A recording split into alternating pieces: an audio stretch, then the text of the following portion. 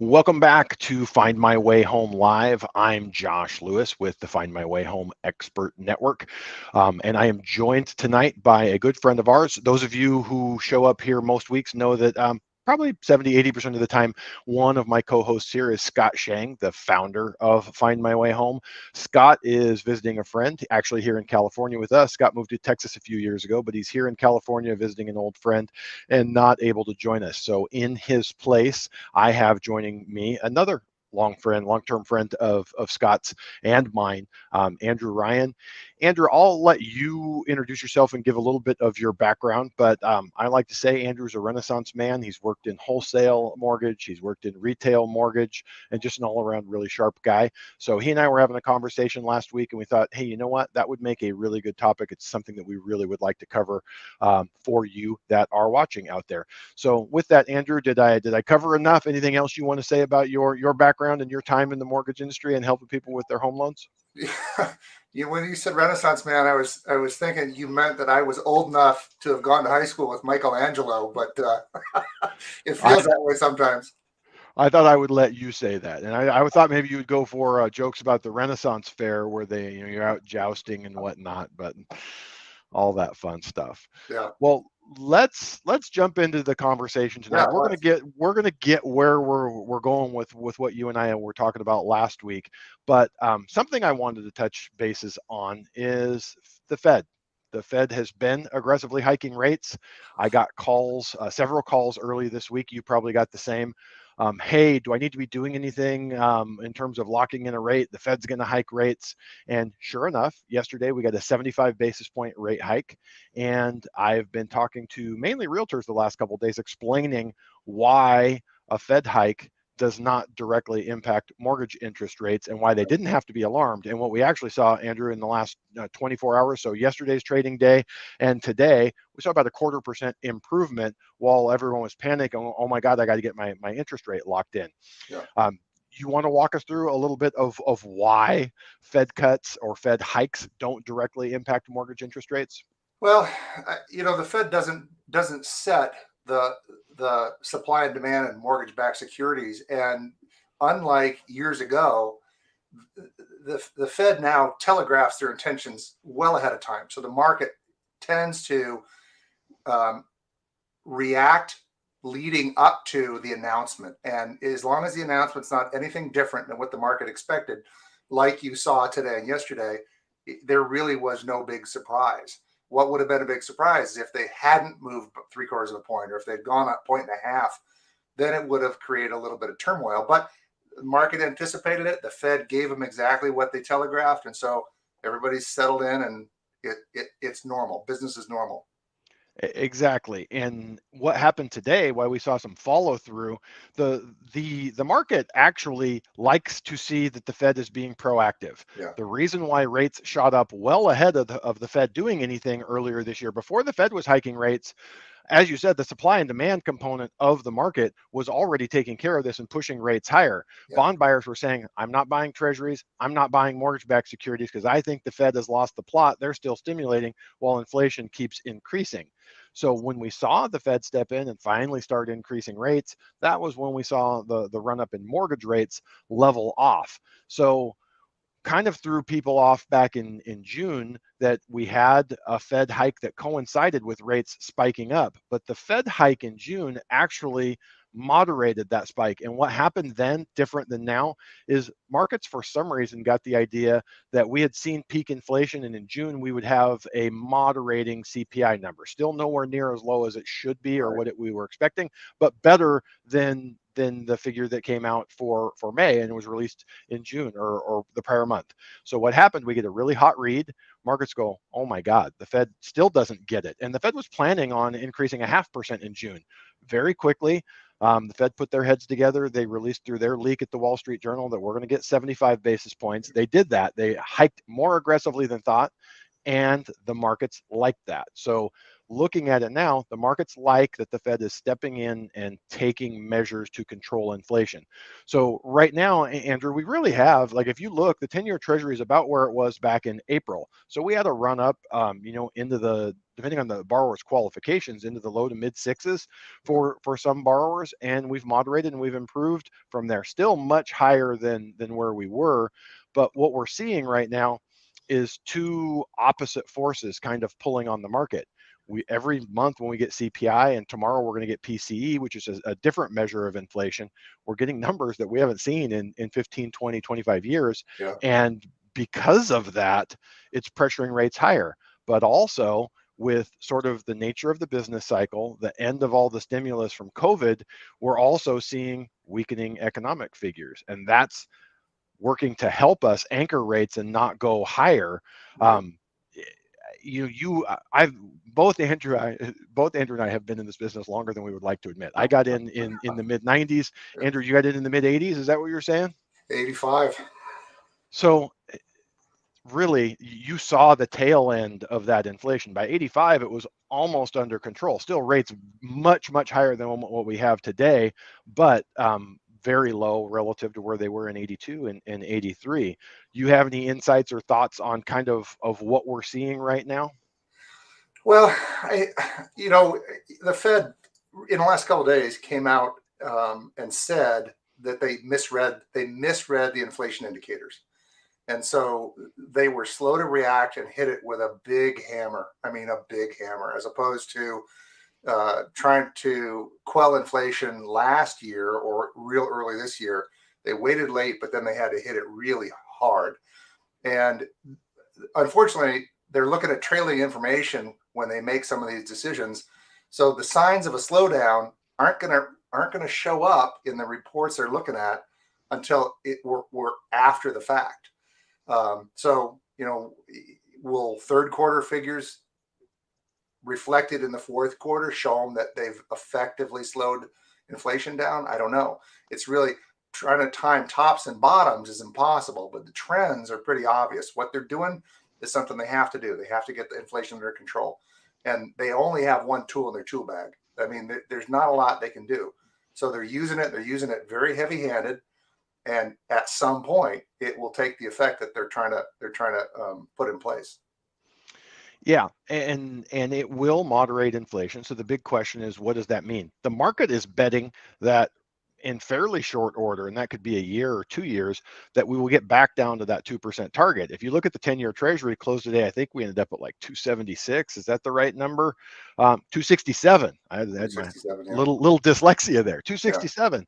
So if you have a CPI figure at 9.1, 9.2, whatever it was last month, that's a negative 7% return on that money. If you lock up money for 10 years and inflation stays at 9.2%, you're going to lose 7% of the purchasing power of the money that you invested. So the market is telling you, people that invest large blocks of money, billions of dollars in treasuries, are saying, we don't think that's the long-term figure, that the Fed will get it figured out and will get it under control. Yeah. So with that, Andrew, everyone kind of knows intuitively, if you're getting a mortgage, you want rates lower, rates are higher. But let's talk about, we've seen refinance figures down 80% year over year. So 80% of the people, or 80% of the loans that we were doing last year disappeared on the refinance side. Purchases are down about 20%. The refinance side is pretty obvious. Refinances are generally needs driven. You want a lower payment or you want to get some cash. Well, after 2 years of really low rates where almost everyone refinanced, if you have a 3 or 3.5% rate or better, you're not going to take a 5.5 to get $50,000 of cash out of your home. So refinances are kind of self-explanatory. We are in a strongly purchase dominated market. With purchases, I like to tell people that it kind of makes sense what was happening over the last few years. People would say, well, this is nuts. Why did that house go up $250,000 over the last year? Right. And what I like to say is, people don't buy a home price, they buy a payment. You hear about that stuff with automobiles at a used car salesman say, well, we can get you into that car for $299 a month. But if we look historically, the affordability really ties to what is the monthly payment as a percentage of household incomes. And our problem in terms of people being able to buy homes at the rate that they have the last few years is that home payments are up 40 to 50% year over year Yeah. for an equivalent home. So with that, makes all the sense in the world that less people would be buying. So the good thing, it does appear that the worst of the rates are behind us. As long as inflation does moderate and get under control, we're going to see rates at this level or slightly improving. But there's only a few things that will improve affordability and make people comfortable with buying homes in this market. That's increasing incomes, which basically it just takes years, takes time for that. So Right. incomes will increase in the next 5, 7, 10 years, and homes will look cheaper relative to that. And the other one is interest rates. So what we wanted to talk about today, and what you had brought up in the conversation we had last week, is the market is slower. The last few years, it was heavily a seller's market. Sellers totally in control. They were going to decide what they were going to do. They're going to say, who's going to give me the most money? Who's going to take away their appraisal contingency, their loan contingency? Who's coming in with cash? Well, now we see a more normalizing market. We're seeing somewhere in that 3 months of supply versus 3 weeks of supply. And as a result, a lot of buyers are out there able to get concessions from sellers, which we haven't Yeah. seen. I don't know about you. I hadn't seen one in at least 2 years, at least No. before the pandemic. And I have probably every other contract coming in with seller concessions. How's that match up with what you're seeing?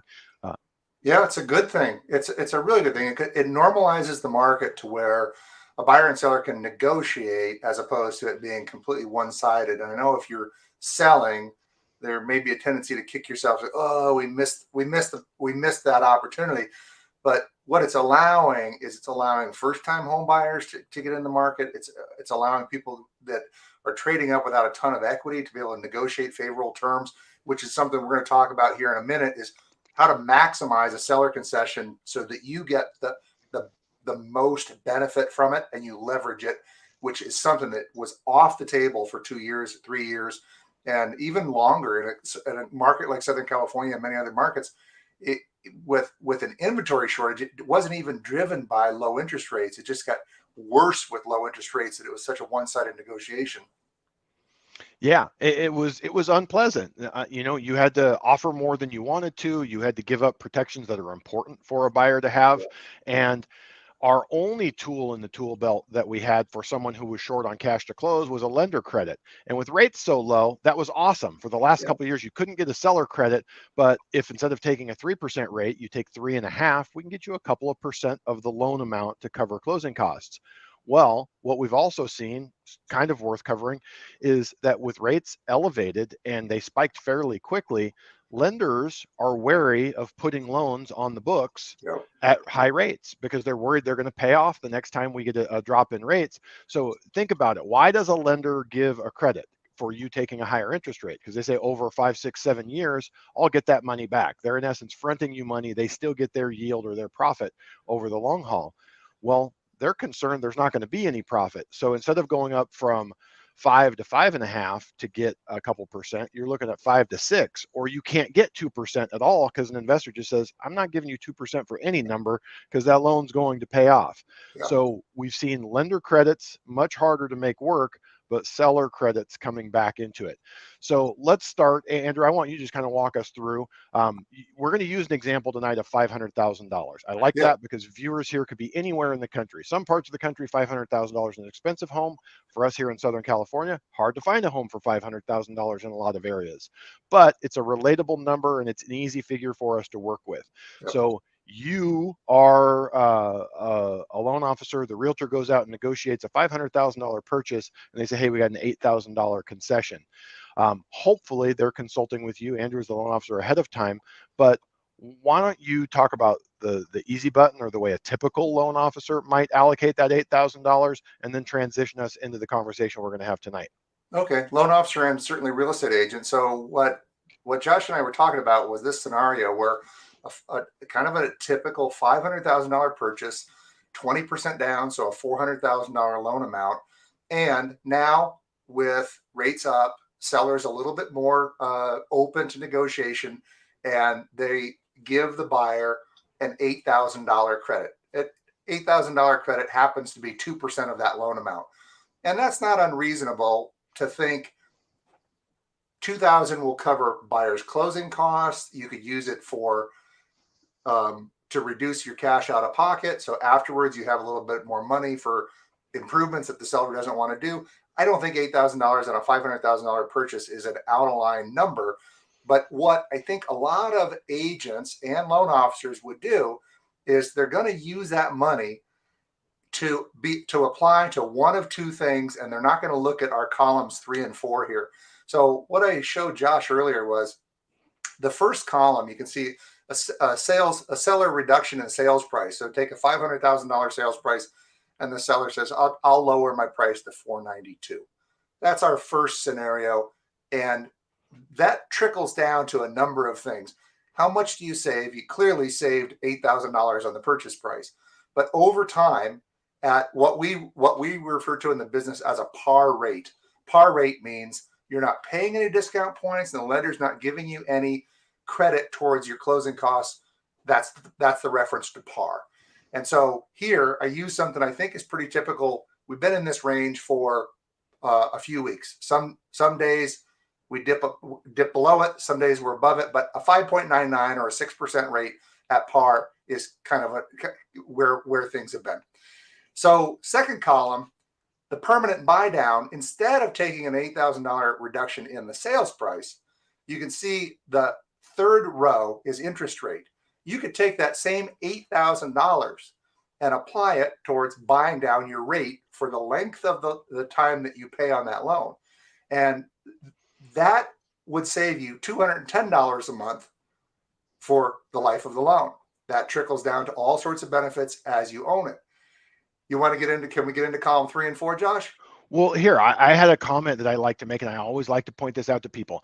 I am not a big fan of paying points in a standard market, in a more normal market of what we've seen. The reason being, going back to 82, since before you got into this business, 40 years, we had a decreasing rate trend. It didn't mean that rates never went up. It meant that almost every 3 to 4 years for the last 40 years, we've had an opportunity to refinance. So in essence, you would be paying money to get an interest rate that you could get for free in the next 3 to 4 years. Most people were better off doing a 0-point loan and then doing 0 cost or 0-point refis as the rates rolled down through the years. But one of the things that we're seeing, a quirk here, you see the difference between these two loans, 5.99 and 5% for a 2-point cost. That's not typical. In a normal market, 2 points would get you about 0.5%. But right now, because lenders are so afraid of putting these high note rate loans on the books, they would much rather you pay a couple points and get that lower rate because they feel like you have some sunk cost and it's going to stick around. So this puts the break even out at about 2 years.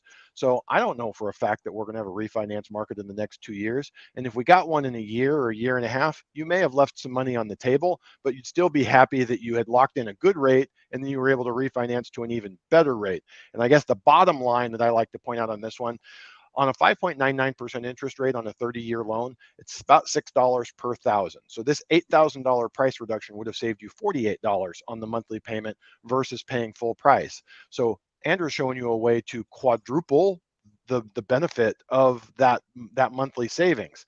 So there are other things that come into play. If we knew that next year rates are going to be 4%, you'd say, well, give me the 492 because then I'm going to refinance a lower loan amount at a lower interest rate.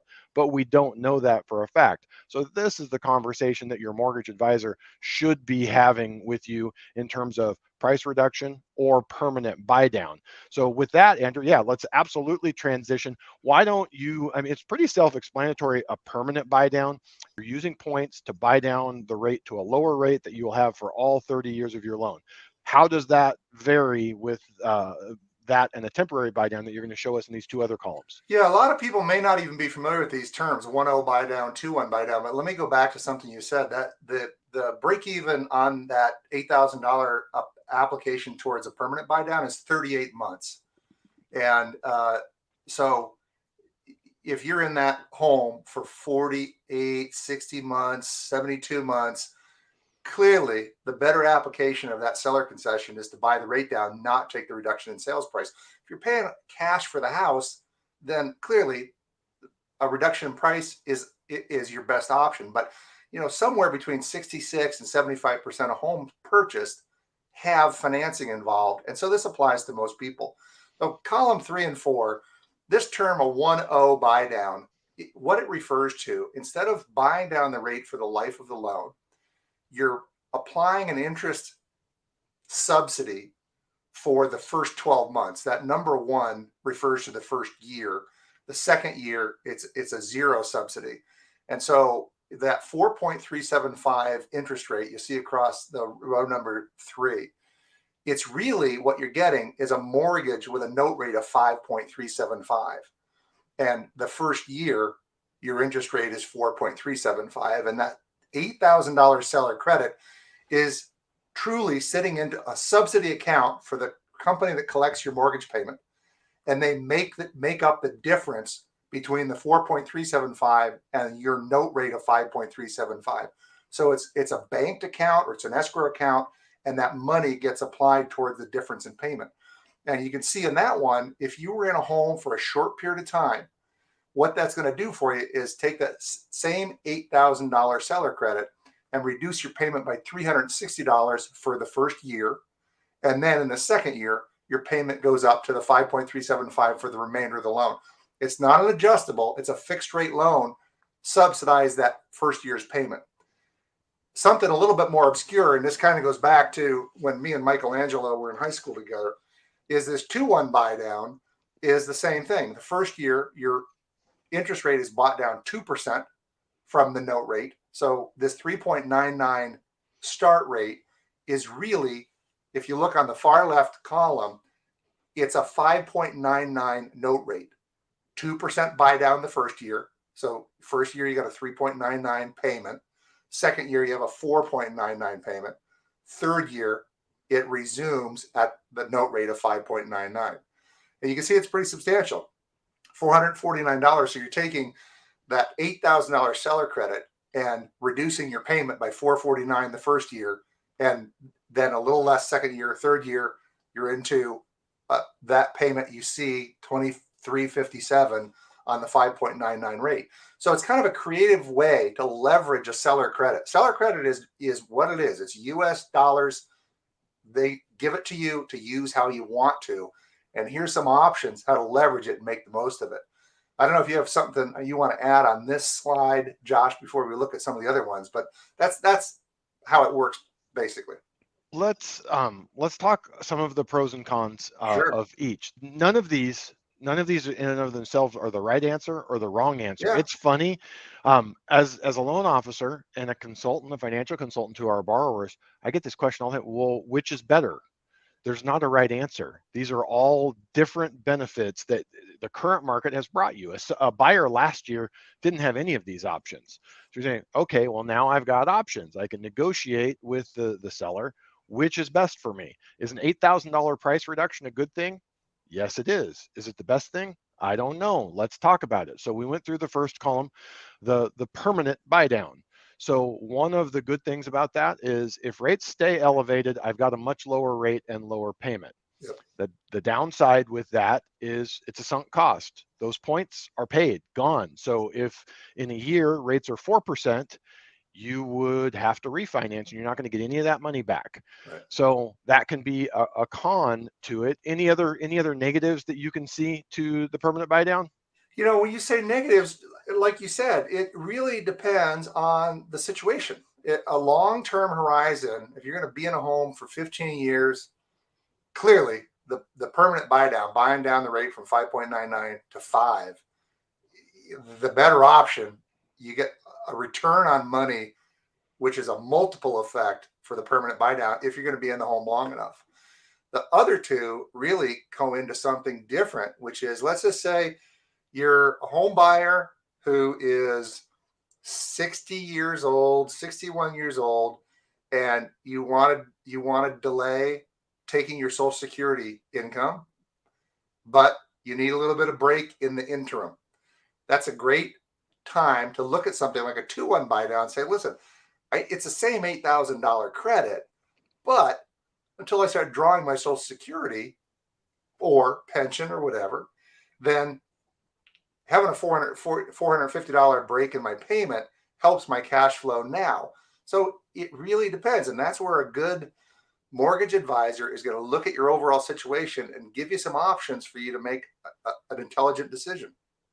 One of the things here, Andrew, that is important to consider the difference of all three of these options. Yeah. Is how do we qualify? So we're going to qualify at the note rate on all three of these. So Yep. the 599 note rate and taking the lower purchase price, if you're at a maximum debt to income ratio, you may need to buy the interest rate down to Right. qualify for the loan. Hopefully you're not at a maximum debt to income ratio, but you might have to be pushed in that direction. Now, the other two, the temporary buy downs, because the lender knows that it's going in a short period of time to that note rate, we're qualifying you at 5.375 on the one option and 5.99 Yep. on the other. So the temporary buy downs are not really an option to help you qualify Right. for more home. So you had mentioned a scenario that makes all the sense in the world, an older person who may not be in the home that long. A lot of times these are attractive to someone. Let's say one spouse is still in college and going to graduate and get a high paying job or get a big promotion. It's a great way to help ease the burden of higher payment down the line when you have more income to cover it. So we literally could probably go through 50 different scenarios that would tell you one family is better off this way, another family is better off this way, one borrower is better off this way, another borrower is better off this way. So a way that I always like to look at it is there's never best, there's optimal for your situation. So let's talk through it. If you're talking to a kid in the call center about your mortgage and it's like, hey, cool, we can get you 5% on this loan, here's your option, and you're going to reduce your cash to close with this $8,000. Well, might be the best idea. It might not be. We want to go through it. So you want to make sure you're talking to a mortgage advisor who can pencil out all of the options and have a conversation with you and draw out where are you at? What are you wanting to do? What are your goals? What are your objectives? What's going to change in your life over the next few years? So with that, you had some additional slides here that gave us a different view of it. Is there anything here on this one we want to look at? Well, this one was just a monthly payment comparison, and you can see that was one of the columns or one of the rows in the previous screen. The far right gives you approximately a $450 break the first year compared to just taking that reduction in sales price from the far left column. So not a lot to expound on this one. And this just quantifies the savings in the monthly payments. Yeah, and the difference in those payments, the delta between them. And that's a big number. That 2-1 buy down is $449. For some people, that would be a pretty big draw. And you pencil out these four side by side, and someone's going to be drawn to that. And obviously, you're going to explain to them it's temporary, it's not forever. But if you need that savings for a year or two, that's a really good way to go with it. And what are we seeing with this one? This one is, I believe this is the savings over, let me see what period of time. It's a short, this is a short time frame, and I want to say this is 36 months. The difference, and this is where that idea of multiple effect comes in. If you use the permanent buy down as your baseline, that's 0. And then the great comparison is the far left column on this one is taking the reduction in sales price as just a straight dollar figure reduction for the purchase price. You pick up $3,500 extra over, I believe this is a 36-month horizon, by taking the permanent buy down. And then again, over that, the column to the right, the 1-0 buy down, you pick up an additional $2,100. And on the 2-1 buy down in a short horizon, you pick up $3,700. I'd have to look at my notes to see, but let's just call it short term. Those are short term pickups, because over a longer period of time, obviously the 2-1 buy down starts to work against that theory. And so that's where your time horizon in the house means everything when you're trying to pick the better option. So this is an important thing that I always, when I'm talking to folks, I'm only approved to do loans in California. I've got friends, family all over the country, and they're asking questions. And I say, you need to be working with someone who can present these options to you and show them to you in multiple ways. I know the tool that you're using here, we can change that time frame. So someone may say, I'm really only certain of where I'm going to be for the next 3 years. Show me a 36-month horizon. So when we're talking about what's the optimal solution here, Well, for 36 months, it's pretty obvious we would do the 2-1 buy down. Yeah. You might say, hey, my kid graduates from college in 5 years, and then I feel they'll be off on adult life, and we're comfortable to sell and move somewhere else. Well, we bump this to 5 years. Those numbers are all going to change relative to this. Like you said, the buy downs are going to look less attractive. The reduction in sales price will probably look a little bit more attractive relative to the other two. But you want to be working with an advisor who can present these to you in ways that make sense to you and that also match up to what you think you know. And I say think you know about you and your life. It's kind of hard. You'd like to think 5 years down the line, 7 years down the line, where you're likely to be. My wife and I bought our house in 2003, and I did a 10-1 arm because I was like, 10 years, there's no world in which we live in this house in 10 years. And sure enough, 19 years later, we live in the same house with no plans to move. And right now, I would tell you, 10 years from now, I'm going to live in that house. And we would probably sit here 10 years from now, and I'll be in a different home. But what is the saying that man plans and God laughs? It's we do our best with the information that we have. So Well, your advisor. I'll give you a good practical example of this short term versus long term. My son and my daughter in law bought a home last year, and he is an auto mechanic for Ford. He's a Blue Oval Tech. And so we went through this exact same thing. How can I apply this money? I said, well, you just made Master Tech, which is one pay level. And after X number of months, you're going to become a senior Master Tech, and that is automatically going to give you a pay raise. You need the cash flow break now. It's a given that you're going to be making more money a year from now, 2 years from now.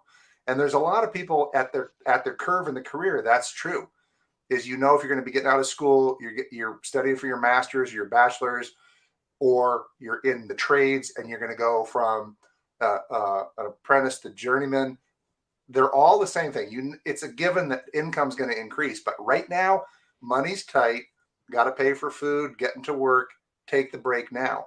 That's not the same for everybody. As somebody at my point in life, I might be looking for the longer term solution. I don't need the break right now, but as income declines and you get older, the long thing would be the smarter move. And that's where it goes to working with an advisor who's not just trying to get a loan out of you or a sale out of you, but they're trying to get a client for life because they're treating them the right way. And that's a big, big deal.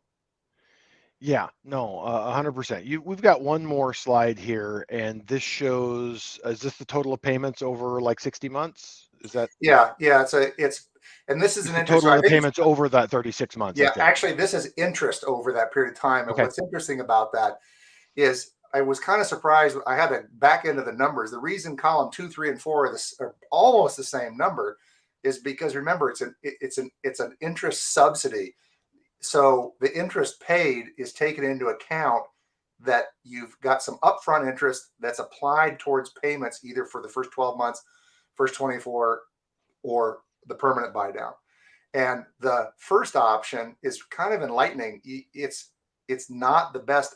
It's not the best application of that $8,000 when you see how much of a pickup you get. Clearly, the permanent buy down over just the reduction in sales price in almost all these scenarios, whether you're doing short term or long term, is a better application of that $8,000. Then you get into some of the more obscure options of what if we're going to be in the house for 3 years? Well, let's look at option C instead of option B. So this I thought was interesting how those are almost the same number. It's a cool tool, and there are a few different ones out there. It's important. Why are we here? Why did Scott create Find My Way Home? It's because there's a lot of misinformation out there. You talk about 80-20. I can honestly say 80% of loan officers out there, I would not trust my friends or family to. That being said, 20%, we have more than enough people in this industry, so you can find a good person to work with, and that's why we've built the network. So if you are watching this and you want us to connect you with someone, depending on where you are in the country, we have a network of experts throughout the country who can go through an analysis just like this, set you up and help you answer the questions that you have and guide you through an interview process of what you need to know and understand to make the best decisions for you. So check it out on Find My Way Home. If you have any questions, we're always here. You can ask questions there. There's an email address you can send in. Maybe we'll cover it on a future show. Sure. With that all being said, anything else that you wanted to add tonight, Andrew, or anything else you want to talk about? Well, let me go to this 80-20 really quickly. If you're a home buyer or a borrower and you're working with someone in that professional category that Josh is talking about, and all you're trying to do is get a rate quote from them, and they say, I can give you a rate quote, but let me ask some additional questions. I've had consumers frustrated with that. They go, no, I just want a rate quote. And that's particularly tough because what you're trying to do is look out for their best interest, no pun intended, long-term, short-term, what's best for their family. A rate quote is just a desk jockey somewhere in the middle of the country doesn't know what they're doing, and they're reading off the rate sheet that their company gives them, as opposed to someone who's trying to help you with all aspects of your finances. So be patient when you come across an experienced loan originator who's looking out for all of your best interest, not just the best interest rate. Be patient with them. They may be taking you someplace that you didn't anticipate that in the long run is going to save you a lot of money. Well, here is a couple of interesting stories here, a recent experience that I have with this.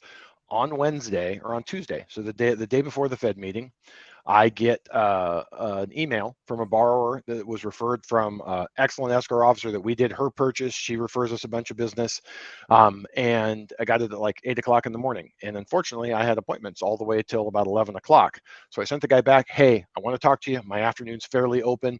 And I sent him, I said, just click on the button, 1, 2, 3, or 4 o'clock whenever you want to talk. He hits 3 o'clock. We're going to talk at 3. Call him at 3. He doesn't answer. Leave a voicemail, shoot a text. About an hour later, I get a text back. Hey, sorry, I was able to get a hold of another loan officer. I had to get a rate lock today because the Fed's raising rates tomorrow, and he was able to help me. And he never got the guy to pick up the phone, but with a text exchange, I said, well, you are aware that Fed rate hikes don't directly impact mortgage rates. I said, furthermore, we could lock all the way till 9 o'clock tonight. So 3 o'clock, 4 o'clock, 6 o'clock, no problem. All of our lenders will allow us to lock until 9 o'clock. But I said, more importantly, so you called and the guy just took the order and locked it in. I said, do you want to have a conversation that we can go through what we've talked about here? Make sure that's the best option for you. Are you paying points? Are you not paying points? Lender fees, no lender fees? How long are you going to be in the property? Just this exact conversation. It's not a 2-minute conversation on lock a rate as fast as you can. So I pointed out to him yesterday, Fed hiked, rates dropped about 0.1%. We get a bad GDP figure this morning. Text him again. Again, rates dropped about 0.1%. So not talking to an advisor and getting on the phone with an order taker who was happy to lock your loan without giving you any advice. You're saying, I need to lock. The easy thing to do is, cool, let's take the application. Let's lock the loan. Wasn't the right thing for the borrower. And I'm not saying I had a crystal ball. We may have had a conversation. We may have made the same decision, but it was obviously going to be a very different conversation. I'll say that I have another client. We have a relationship with a gentleman who has a giant YouTube channel, over 100,000 subscribers. Talks about loans. He doesn't do loans in California. He connects his clients to us. He talks a lot about shopping for a rate. So I had a great conversation with this borrower, very intelligent borrower. He's telling me about his 2 other options that he has. And I go, those are great options. Why are we talking? Well, I'm not getting really good advice. I'm not getting touchy-feelies from him.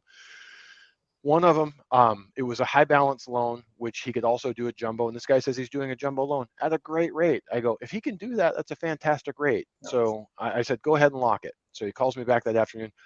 I went to lock it and he couldn't do that rate. The jumbo lender was not comfortable with our loan.